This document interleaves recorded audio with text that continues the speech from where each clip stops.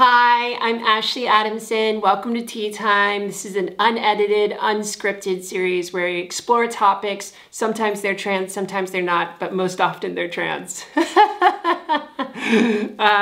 So today's topic is going to be choosing your name.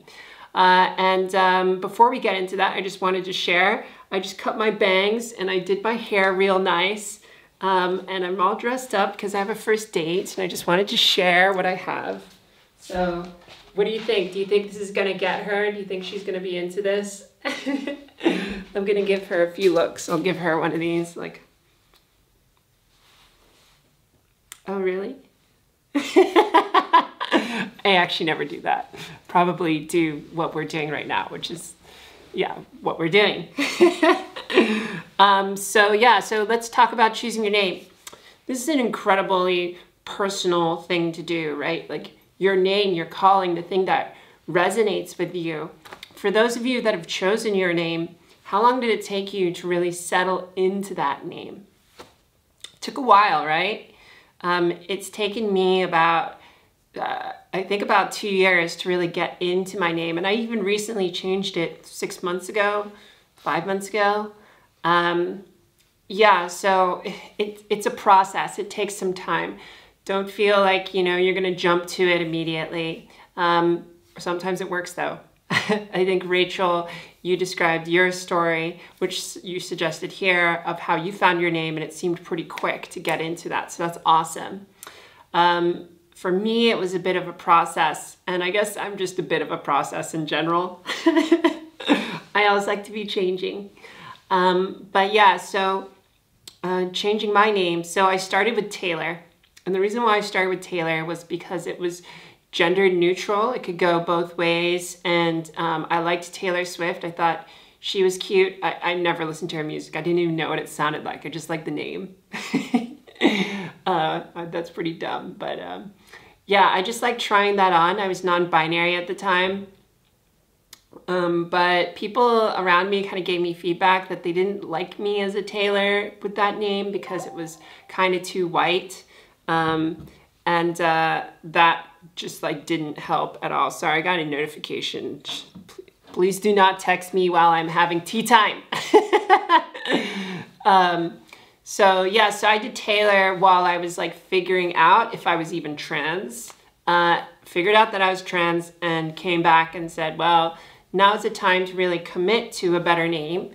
And as a designer, I'm a designer, what you often do is you kind of explore a lot of opportunities and kind of converge onto the best one that you think is the best idea. So naturally what I did is I looked up a long list of gender neutral names. I picked about 20 of them, and then it was in alphabetical order. And then I was working between Nova and Ash. And Nova was kind of cool, right? Like this idea of this explosion and this expansion. But the problem was, it's just not a normal name. It's very obviously saying, hi, I'm trans and I picked this random sparkle name that's very different and unique. And I'm so unique and different, I deserve this name. And I think that's fine. I've known some trans folks with some really obscure names, but for me, that wasn't exactly the statement that I was trying to make. I wanted a name that was going to fit. And my previous name was 3 letters. So when we looked at Ash, we were like, oh, this is kind of cool. My girlfriend at the time encouraged me to do it because it's the same name as this Pokemon character named Ash. And I don't really watch Pokemon, but I was into it. So I chose that.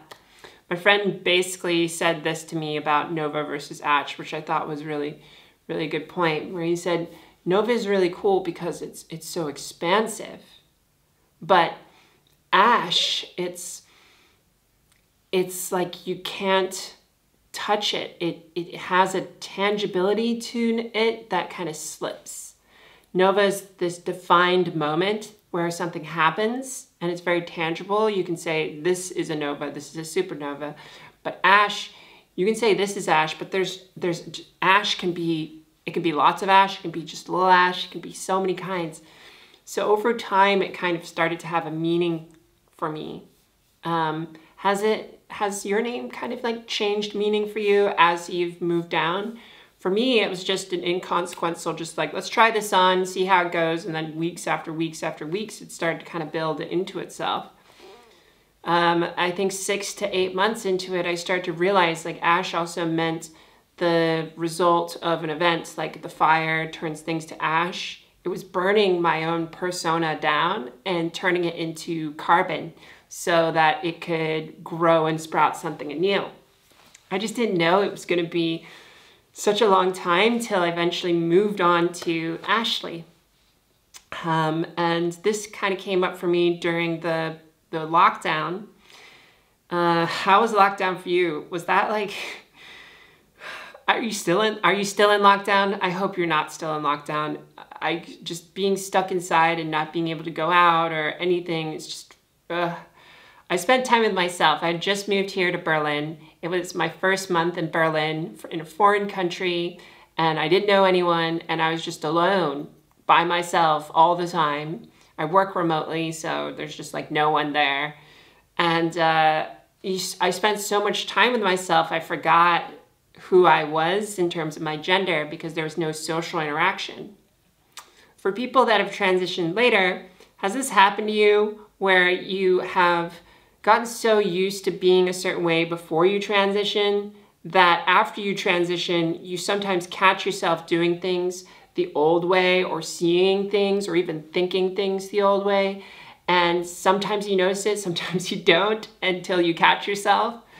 Yeah, if that was happening to me after like a month in isolation just with myself, I was forgetting that I was a woman. I was just enacting and moving like my old version of myself. And it caused me so much dysphoria, so much. I remember thinking horrible thoughts and feeling really terrible. I remember crying, and I remember contemplating, you know, kind of like disappearing. Yeah, I remember like that was the first time I had contemplated that in a very long time. And I had to start really changing my own inner voice. It was no longer the external voice, it was the inner voice. And in doing that, I had to make an external commitment to prove to myself and remind myself. And that was saying, well, you know what? Ashley leans into that femininity. Ash is gender neutral. It still has some of that stuff laid from the background. So I wrote this to myself, or I wrote this for Instagram when I came out with my new name and committing to it. I'd love to share it with you.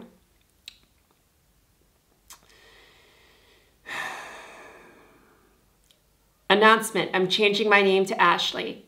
I do this because I've been feeling trapped in my own masculinity. It's time to take another step to make room for her. There's all these ways that he still exists in my body. He manifests in my inner dialogue. He shows up in how I move in the morning. He shows up when I take a deep breath. He even shows up in the mirror. The isolation has me noticing him everywhere, and it's been adding up. I still experience the masculine paradigm, and the more I interact with myself alone, I feel her being pushed out more. Last week it got so bad I felt trapped and hopeless. In the trans community, we talk about passing to the external world, but this is about the internal. What do you see when you witness yourself inside? That's a good question, right? What do we all witness when we're looking inside? And are we even being aware that we're a witness to ourselves? There's this little tangent here where in meditation, you're practicing witnessing yourself. And in doing that, you start to actually learn how yourself works. I kind of touched on this a little bit with managing yourself in the first video, but once you start witnessing yourself more, you start to realize that your brain is not the only person in the room with you. If that even makes sense. There's certain things that happen that you can witness in yourself that are you, or maybe not you, or maybe some other version of you. There's so much there. So back to the writing.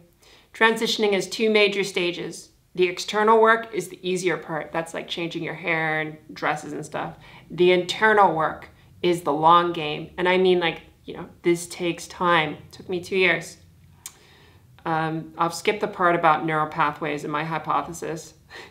I can drop the link though if y'all want to read the whole thing, but here we go. Am I a real woman? Am I always going to feel this little girl inside is trapped? What would you do if you were in my situation? I'm finding ways to practice letting her in, and so we return to the name. Ashley. This name is a gift from me to you. I bow down. I give you all the things that you want and desire. I commit to loving you, accepting you, and listening to you. I know you will take me where I need to go. I trust you. I give you all the power to be the greatest, most spectacular and beautiful being that you are. I give my everything to you. Let's start over again. Hi, my name is Ashley. It's nice to meet you.